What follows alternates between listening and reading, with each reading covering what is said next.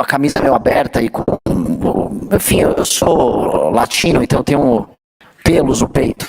E achou aquilo horripilante. Ok. Lide com a minha latinidade. O fato é, eu tirei fotos recentemente nessa linha também. Eu recebi comentários similares. Mas ali eu conheci ele e quando houve o segundo turno entre Aécio Neves e Dilma Rousseff em 2014, nós tentamos lutar contra a Dilma, chamamos um amigo, Danilo Gentili, para trabalhar conosco no vídeo, e mesmo assim, fazendo um impacto grande, a Dilma venceu. E ali não havia mais nenhuma esperança, e esse é o ponto que eu queria colocar. Não havia mais esperança de nada, porque o PT havia vencido, e todo mundo que ficou atônito, que mesmo com o escândalo do Mensalão estourando, mesmo com a Lava Jato já funcionando, mesmo o escândalo do Petrolão já sendo descoberto pelas pessoas, mesmo com as manifestações de 2013 tendo acontecido, as pessoas elegeram o PT. E aí daquele pequeno escritório, sem nenhuma probabilidade de vitória, a gente se insurgiu como a última esperança. E a verdade é que o impeachment da Dilma Rousseff foi a última esperança de uma geração. O último ato de resistência. E a história é cheia desses atos. Os atos improváveis que são feitos imaginando a própria derrota. Eu sei que é clichê citar esse exemplo, mas o que foram os 300 de Esparta, além de um grupo de homens que foram para a derrota certa? Eles se encaminharam para a derrota certa.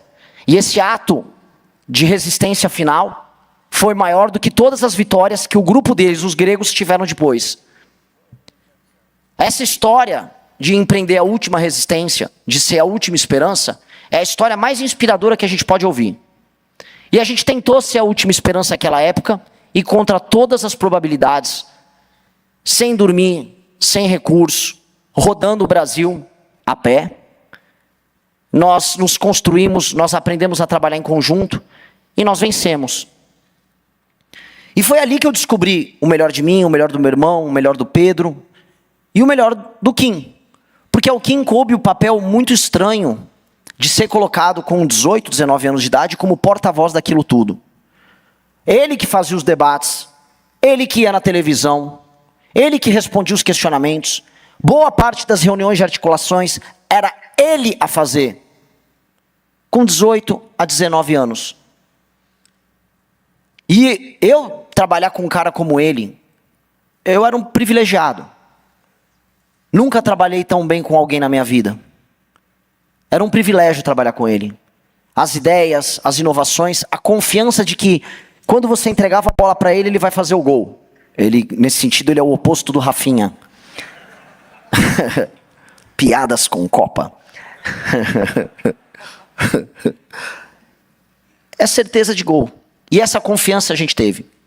Amigos saíram, amigos chegaram, o Arthur narrou a chegada dele, o Guto narrou a chegada dele, a Amanda chegou depois.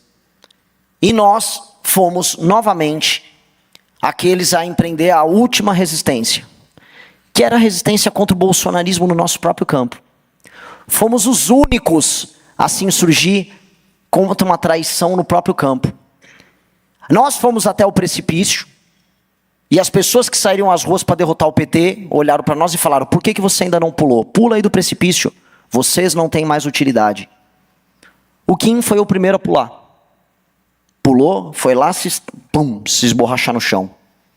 E nós cumprimos esse papel de empreender a última resistência dentro de um campo político prostituído. Um campo político de fracos e canalhas. Eu tenho vergonha de ser chamado de direita no Brasil. Porque a direita no Brasil é composta por fracos, vagabundos, oportunistas e canalhas. Porcos, ratos que se aliaram por voto com o senhor Jair Bolsonaro nos piores momentos da direita e do nosso campo. Campo de vagabundo. Só tem vagabundo no campo da direita. Nenhum deles é homem. Eu olho os demais pré-candidatos da direita à presidência da República e eu vejo homens que nos momentos difíceis se acovardaram. Eu vejo o Eufíates, aquele corcunda que se aliou aos persas por não ser capaz de estar junto com os espartanos. Todos eles que agora ousam balbuciar uma crítica ao Flávio Bolsonaro. Mas lá em 2020 ninguém balbuciou nada. Eles soluçavam com as bolas do Bolsonaro na boca deles. Essa é a grande verdade. Na dificuldade, a gente se propôs a ser a última esperança e veja só, nós fomos largados ao relento. E à época, nós decidimos, por conta de uma operação policial canalha tocada pelos nossos inimigos, nós decidimos fazer uma reunião para fechar o MBL. E nós nos encontramos na casa dos meus pais, e o Kim falou, Renan, faz o que quiser, mas é um erro. Tenta mais um pouquinho, o Arthur pode ser candidato a prefeito, vai que as pessoas ainda não acreditam na gente. E o Arthur, ele se entregou de uma maneira incrível naquela campanha de 2020, quem lembra, lembra. Havia uma espécie de Samara, na época, né, não lembro o nome dela, mas era uma mulher do PSTU, a Vera Lúcia, que também aparecia na frente do Arthur nas pesquisas, e o Arthur fez 10%, e a gente percebeu, nossa, talvez a gente não perdeu ainda, talvez esse pequeno fio de esperança ele está de pé. E ali as pessoas foram se juntando, e boa parte dos que estão aqui entenderam o nosso propósito histórico. E vibraram com as vitórias do Kim Kataguiri, solitárias, quando, por exemplo, ele derrubou a PEC da impunidade de 2021. Quem lembra disso? A campanha que ele fez nos grupos de WhatsApp, a campanha que ele fez de mobilização na internet, aquele movimento que mobilizou PT e bolsonarismo para salvar os ladrões do Congresso. Quem lembra? Em 2022, o Kim foi cancelado, tentaram derrubar o mandato dele. Nós estivemos com ele, e quando logo em seguida o Arthur foi cancelado, e eu em menor escala também fui, foi ele a nos defender. Foi ele prejudicado do ponto de vista da saúde, ali, sendo cancelado, sendo detonado, sendo chamado de nazista, por conta de uma participação no podcast. Foi ele a ter que segurar a onda, recolher os cacos e defender os amigos que foram para a Ucrânia. Isso tem um peso que ninguém vai entender. Hoje, como paralelo, eu vejo os nossos concorrentes da direita, direita, verde e amarelo, se matando entre si. Michele odeia Flávio, que odeia Nicolas, que odeia Zema, que odeia Caiado, que odeia Jair, que odeia Michele, que com certeza odeia Jair.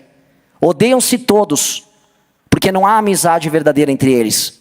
Não há nem a amizade fraterna de amigos verdadeiros ou de membros da própria família, e tampouco a amizade de compromisso, porque é um campo político prostituído, um campo político vendido, um campo político de fracos, um campo político que parte dele já começou a se arrastar atrás de mim em pequenos municípios. Começou a acontecer, amigos.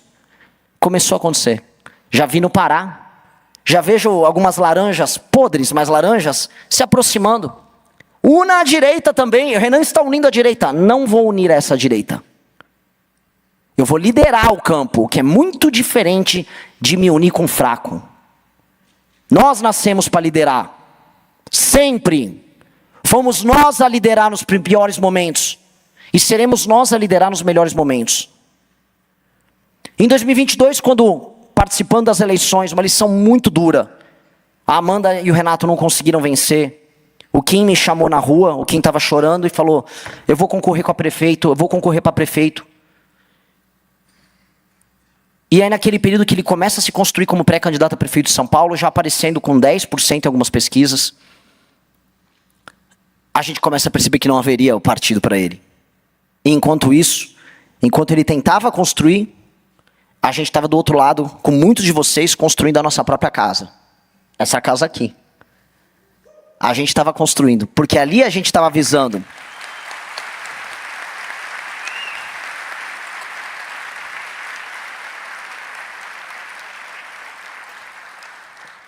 Ali a gente avisou que não mais iriam impedir a gente de construir nosso caminho.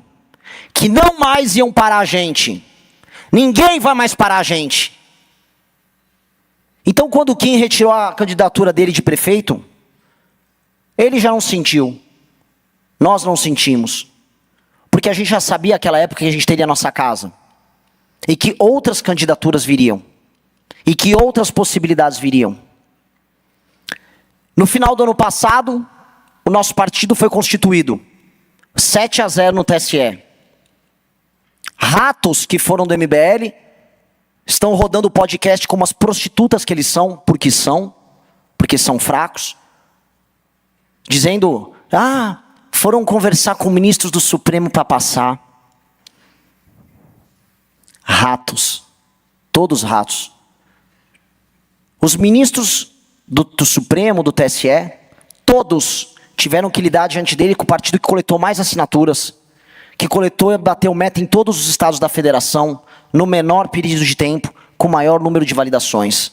Nós não precisamos sentar para conversar com ninguém, porque nada disso era necessário quando a gente faz a lição de casa bem feita. E nós fizemos muito bem feita a nossa lição de casa. Isso nos permitiu, no final do ano passado, falar, vamos disputar as eleições presidenciais. Já no nosso congresso, ano passado, 5.000 pessoas, gente de outros países presentes falando, há algo de especial no que essas pessoas estão fazendo. Matérias começaram a surgir não só no Brasil, e a imprensa brasileira, por muitas vezes muito lenta, não entendeu o que estava acontecendo. Mas nos Estados Unidos entenderam, na Inglaterra entenderam, antes da imprensa brasileira. Quando as pessoas aparecem assustadas, eles estão liderando entre os mais jovens, eles já deveriam saber isso quando nós já estávamos coletando as assinaturas com milhares de jovens nas ruas. Ou quando qualquer estatística de YouTube demonstrava que a gente era o grupo que mais crescia nas redes sociais com esse grupo social. Aí esse grupo falou, Renan, é você. Eu falei, ok. Nunca fui candidato. Mas eu entendi que teria que ser eu. Começo a rodar o Brasil. Começamos a montar o time. Renato, Oliver começam a organizar as chapas ao redor do Brasil. Milhares de líderes nossos, que nunca foram candidatos também, começaram a passar pela árdua tarefa de se tornarem candidatos. Os que estão aqui perderam a eleição.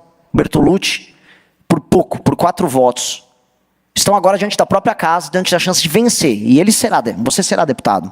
Outros se juntaram no caminho. O Léo que está aqui. Outras que eram militantes, como a Ludmilla, se tornou uma candidata. Muito possivelmente uma deputada federal eleita. Outros, como o Ítalo, o melhor vereador que eu conheci, está aqui pronto para se tornar deputado estadual.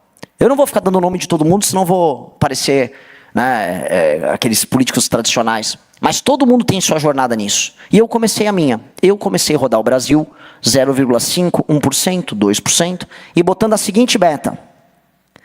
Primeiro, chegar no tal do 1%, porque aí as pesquisas vão me colocar de maneira reiterada. Depois, ultrapassar os governadores. Aconteceu. Depois, chegar aos 10%, antes de agosto. E já comecei a parecer bem próximo disso, tanto nos trackings quanto em alguns estados. Depois, buscar o Flávio e depois derrotar o Lula.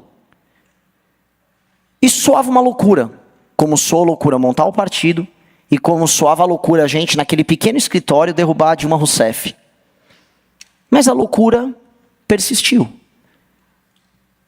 E a loucura começou a se transformar naquilo que eu citei logo no começo dessa fala.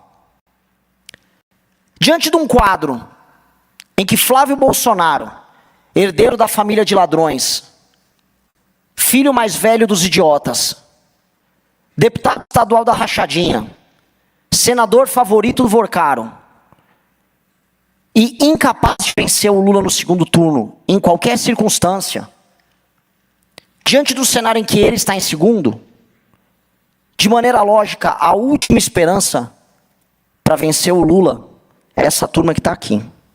Nós, novamente, somos a última esperança. Nós, novamente, temos a responsabilidade e o peso de ser a última linha de defesa. Vocês pararam para pensar no peso que nós temos? Não é ninguém além de nós. São vocês que coletaram assinaturas, são vocês que foram atacados na internet, são vocês que estão divulgando a gente, são vocês que estão nos grupos de WhatsApp, são vocês que são pré-candidatos, são seus familiares que serão atacados, são seus amigos que vão se perder, são as pessoas que vão trair a gente, são as dores que a gente vai passar, são os nãos que a gente vai tomar na cara. Somos nós. Somos nós. Nós somos, tal qual quando a gente surgiu, a última linha de defesa. Isso começou a me tirar o sono.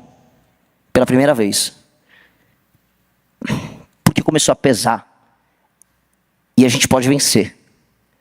Porque quando a gente se torna essa última linha de defesa, se torna igual um gato que fica acuado. E quando você não pode mais se defender, o que te resta? É atacar. E graças a Deus a gente é um pouco maior do que um gato, a gente é uma onça. Então nosso ataque vai doer bem mais. E nós temos que só pensar agora em vencer. Não há outro caminho além de vencer. Se não formos nós, é o Lula. Não haverá vitória, nem com as pré-campanhas dos governadores que tentaram.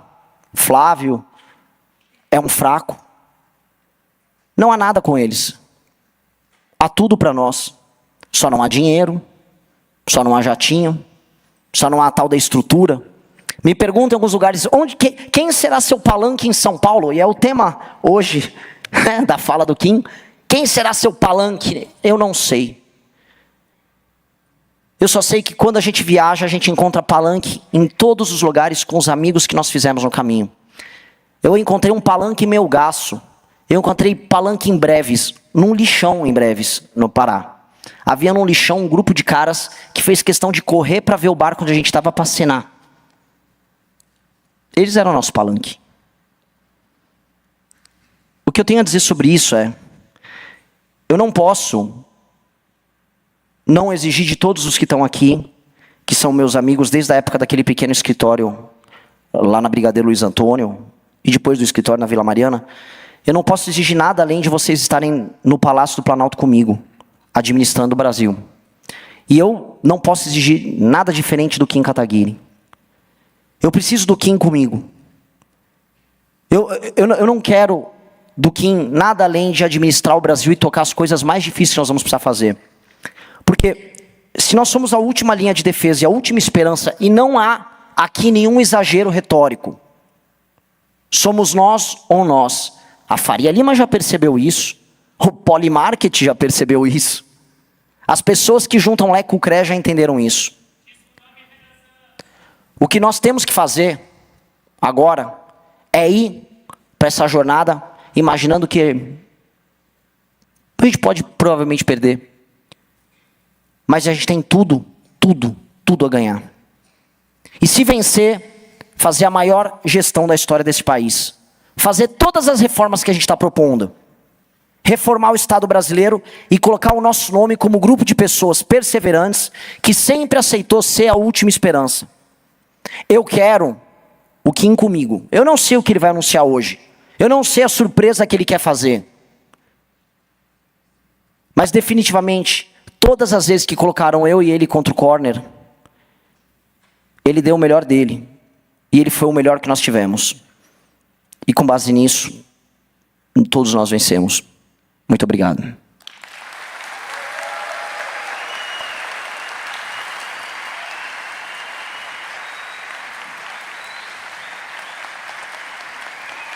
Fala meus queridos, aqui quem fala é o Alan do canal Inevitável Cortes, e no meu segundo mês postando cortes aqui no YouTube de figuras do Partido Missão e do MBL, eu faturei cerca de 25 mil reais ou um pouquinho mais de 4 mil dólares. E se você tem interesse em estar criando o seu próprio canal de cortes, eu preparei um treinamento 100% focado, mostrando o passo a passo para você estar conseguindo fazer seus cortes de figuras do Partido Missão e do MBL. Para acessar o treinamento é só clicar no primeiro link da descrição ou ler o QR Code que está aparecendo aqui no meio da tela agora. E se você gostou desse vídeo, não se esqueça de deixar o like e se inscrever no canal. Te vejo no próximo vídeo.